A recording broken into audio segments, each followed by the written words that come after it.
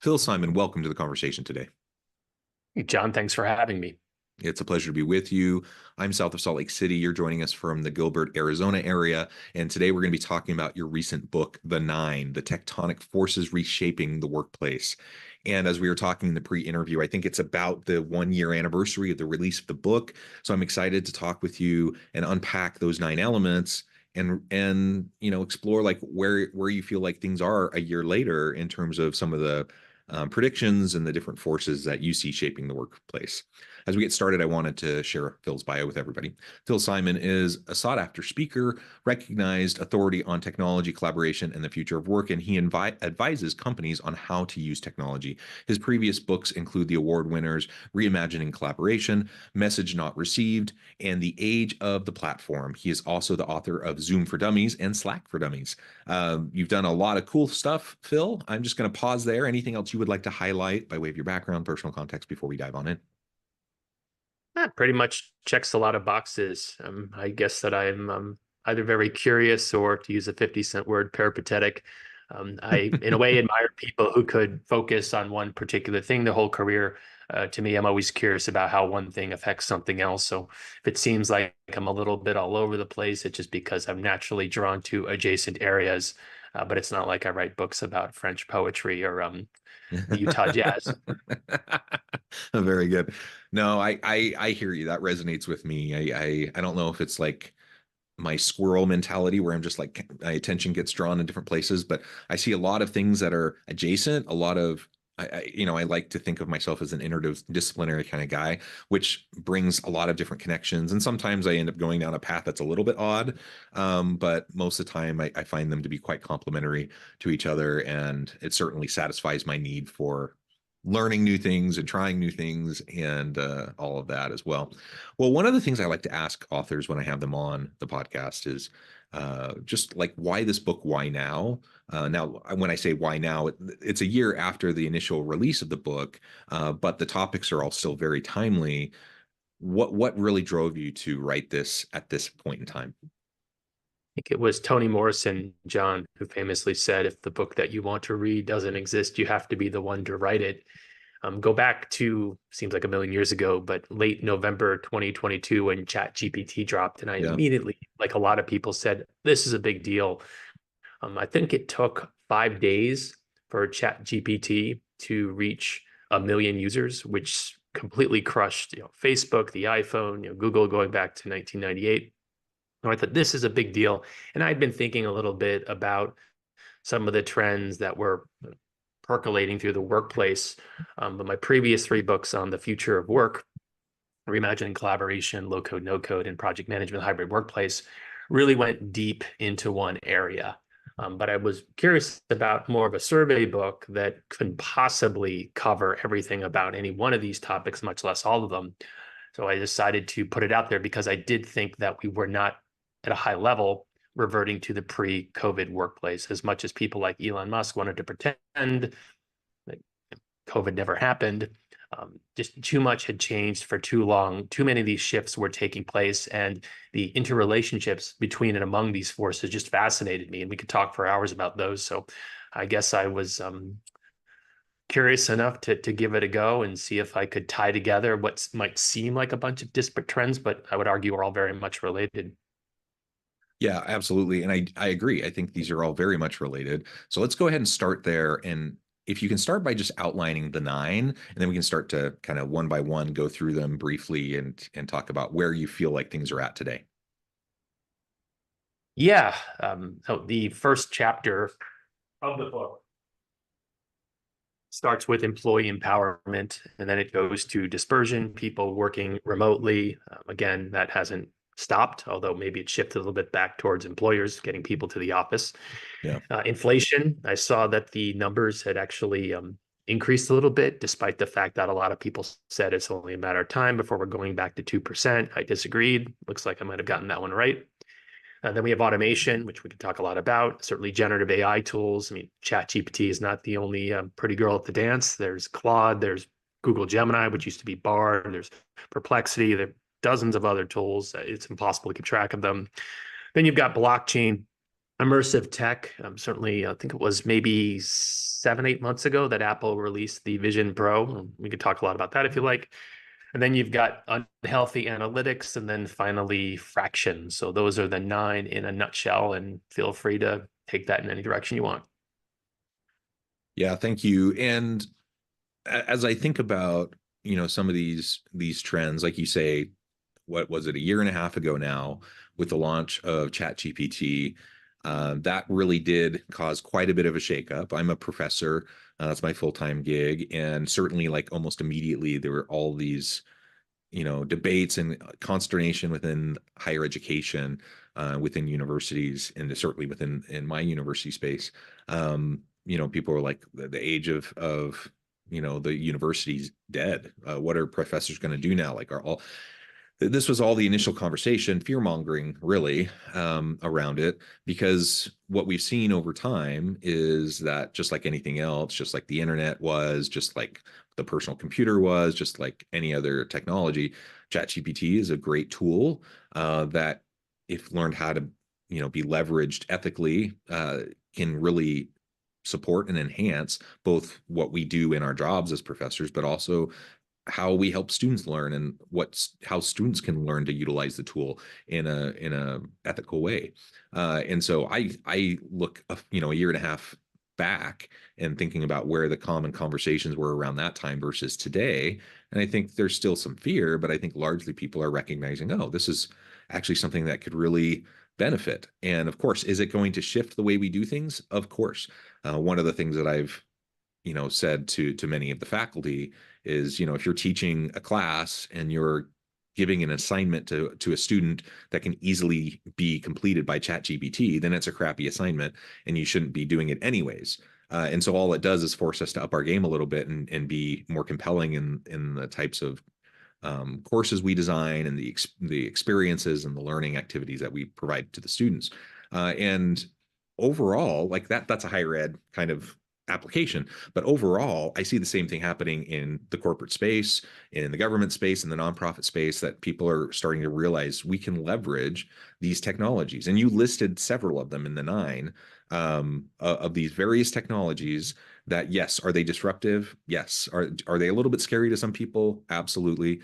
But can they be useful in helping us to be more productive or efficient in how we do our jobs, and leveraged as a tool, just like any other technology tool? Absolutely. At least that's my take. Yeah, we could talk for hours and hours about any one of these things, but as a recovering college professor myself, I agree with you. It's forced professors to up their game. Are you familiar with Ethan Mollick out of MIT? His new book is called Co-Intelligence. Now, Yes. for listeners who may not be familiar with him, he's got a very popular Substack, I think of about 55,000 subscribers, and he not only allows students to use AI in the classroom, but he compels them to do so. And you're right about the assignment. If it's just an essay on Beowulf or writing Python code that figures out all the prime numbers under 1,000, all these tools can do that. Whether they're 100% accurate is a different discussion. But yes, there is a parallel, because a lot of professors, based on my experience, are pretty change averse. I remember in the summer of 2017, when my former employer switched the learning management system, or announced the switch from Blackboard, which I despised, over to Canvas. I said, sign me up. But there were folks who hemmed and hawed, because they had set up their Blackboard instance perfectly over the last 20 years. And even if it were the slightest bit different, that would just be a shock to them, and they didn't want to sign up. So yes, it is very much a microcosm of the changes taking place in the workplace. And as some smarter people than myself have said, you won't be replaced. If you're a lawyer, if you're a doctor, the person who will replace you is the person using the AI.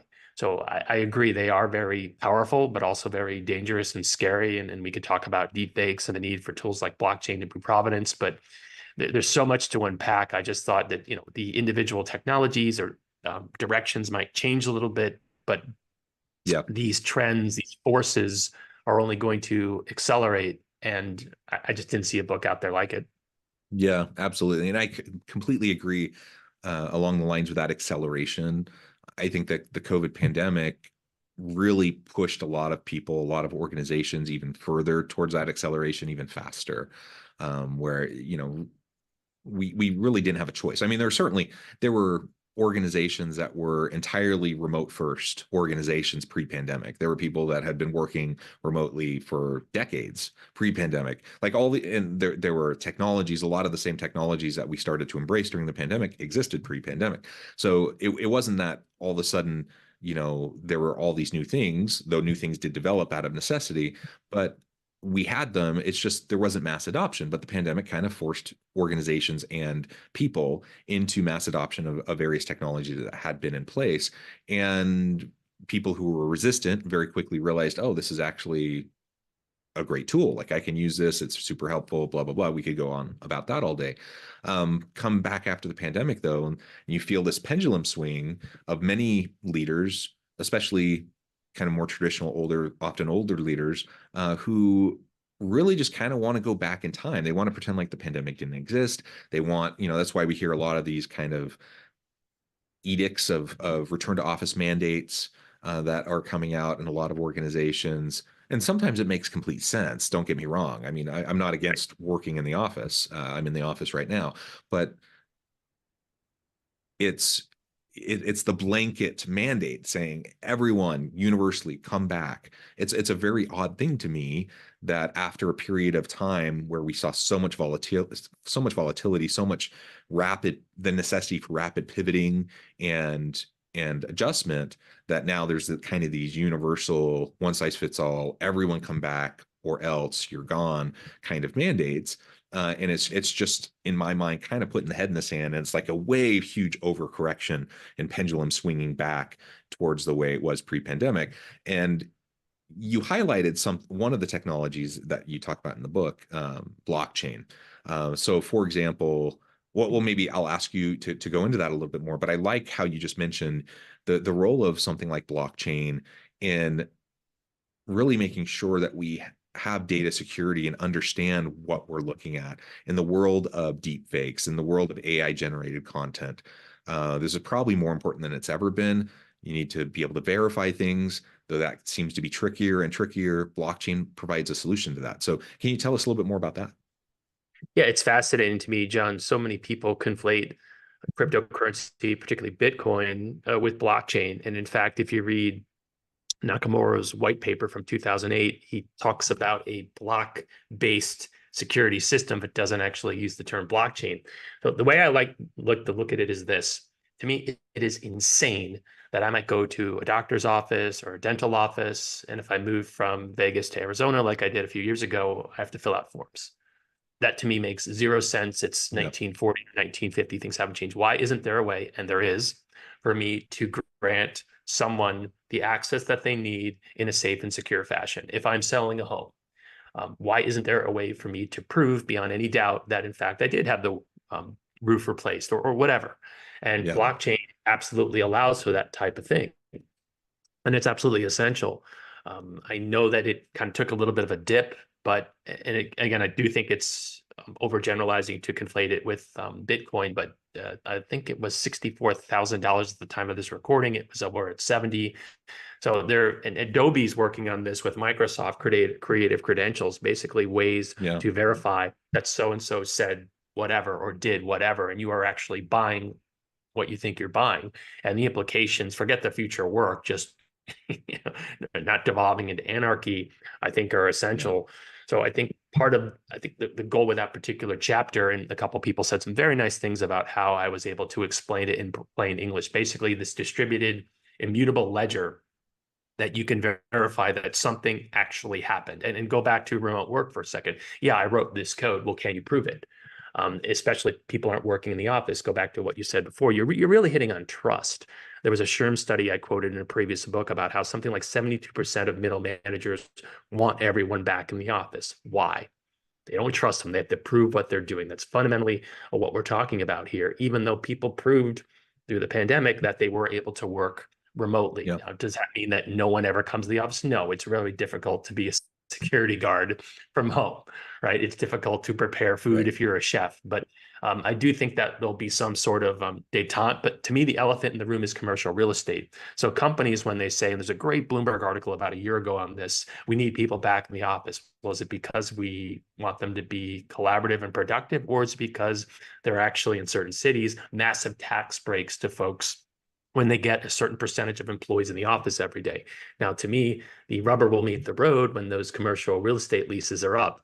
And we've Yeah. already seen this, companies like Chase with Jamie Dimon banging the drum for in-person work. Well, when Chase had to renew a decent amount of real estate in New York, I think it was maybe a year ago, a little bit more, it was something like 40% less than what they had now. So it'll be very interesting to see how things play out. Yeah, for sure. And that trust component that you just highlighted, I think it's part of what's going on both sides of the table. Like trust has eroded, so individuals trust institutions less. Institutions, especially workplaces, seem to be functioning more from a theory X kind of a mindset and trusting employees less. Which always, from the standpoint of a return to work kind of mandate, it has always seemed odd to me because I get where a leader could be coming from if they feel like if the person's on the office, I can't verify that they're doing the work, etc. I understand the mindset. However, how much do you really know about the work that's getting done when someone's in the office versus when they're working remotely? Unless you're like monitoring everything that they do, unless you're like micromanaging them like crazy, just because they're in a physical office doesn't probably mean you have much better sense of the work that they're doing anyways. Certainly there's no reason why you can't be in tune with and understand like what they're producing and what kind of work quality exists even when someone's remote or in person. It's just baffling to me like that are we still having this conversation around like butts and seats for someone. It's one thing if you have someone who clocks in and clocks out because they're a waiter at a restaurant or something and you need to be there in person to serve the food. It's something else entirely if you have someone who is a knowledge worker, who's highly skilled, who you're leading, you're leaning on their expertise, and then you want to like track what time their physical butt is in their seat at their desk during the day, and somehow that's going to be your indicator of whether or not Yeah. they're effective or not. I mean, that's crazy. I've always thought that was crazy for the last, I don't know, 25 years, but it's even crazier now because like you said, we have like a year and a half of proof, where people were able to demonstrate whether they could do it or not do it in a remote setting. Yeah, it's unfortunate, but I understand it. Proximity bias is a real thing. The Future Forum, which was part of Slack, which was then part of Salesforce, which now is no more because they basically shut it down, did some fascinating research. And I mean, it's pretty much definitive at this point that you could be more productive away from the office. You'll have a lower chance of being promoted if you're less productive in the office. And that's just us being humans. Dan Kahneman passed away, I think it was 2 weeks ago. And I'm a big fan of his work, not to name drop, but the only time I ever met a Nobel laureate in my life at a speaking event in Washington, D.C. about 12 years ago, and effectively proved that Homo economist, however you pronounce the Latin term, my Latin's a little rusty, doesn't exist, right? This theory of rational thinking. We are fraught with biases, and it's fascinating to read about them. But one of them is, no matter how much intuitive we may agree with you, or intellectually we may agree with you, I don't see Phil. What the hell is he doing? I could be crushing it remotely, but you don't see it. And as you know, we live in an era and have for 10, 12, 15 years now, BYOD. It is not difficult to shirk while you're on the clock. So Right. yes, Yeah. it's this arbitrary situation that we've convinced ourselves, but we know otherwise. And I think that's why we're seeing great resignation is pretty much over, but no one likes to be micromanaged. And I do think that workers, that's why I led off the book with employee empowerment, have reasserted themselves. We've seen this in statistics with strikes and unionization rates. We have proven that we can do it remotely for the first time, especially in the United States. I think we inverted things. So pre-COVID, I think that our personal lives pretty much revolved around work. And for 2 years, give or take, depending on all sorts of circumstances, we flipped it, right? Our work lives revolved around our personal lives. And understandably, we don't want to give that back. Yeah. I certainly don't want to give that back. I don't think people should want to give that back. I think that's a good um, priority shift personally. We people definitely have a lot of their identities tied up in the work that they do. We have, the majority of our waking hours for many of us are spent doing the work that we do. So it needs to matter. But I've always felt that work is not the most important thing. Like we have family, we have friends, we have community, we have just our own Hobbies. hobbies. Yeah, We yeah. have all of these other things that create the holistic life experience, and work's a piece of it, a very important piece of it. And so we want to make sure it's an awesome, worthwhile piece, a purpose-driven, meaningful piece of the overall picture. But yeah, I think it was totally backwards before. And I like that so many people have kind of reclaimed their own life, so to speak, in terms of their priorities and their boundaries and whatnot. And I was just looking at a study probably last Friday, looking at productivity gains over the last however many years. I think it was looking at productivity in 1950 and how on average we've increased productivity by about 2% every year. And so now we can produce, the average worker produces uh, in about a little under 12 hours what used to take that same worker 40 plus hours to do back in 1950. So we have all these tremendous productivity gains.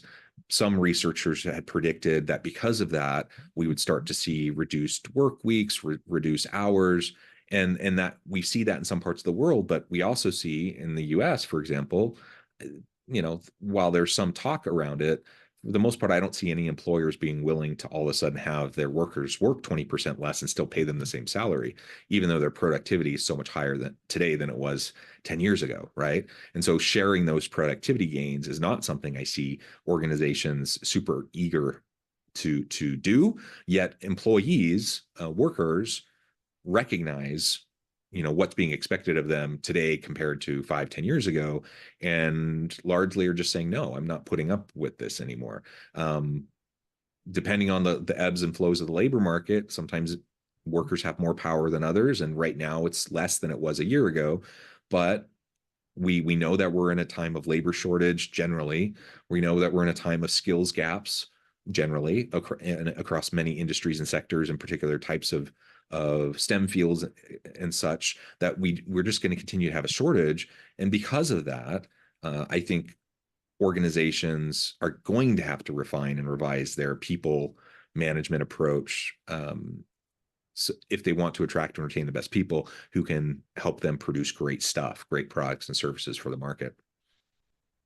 Yeah, there's a lot to unpack there, but you've touched on two of my forces in the book, one of which is unhealthy analytics. There was a great article, I think from August of 2022 from Vox.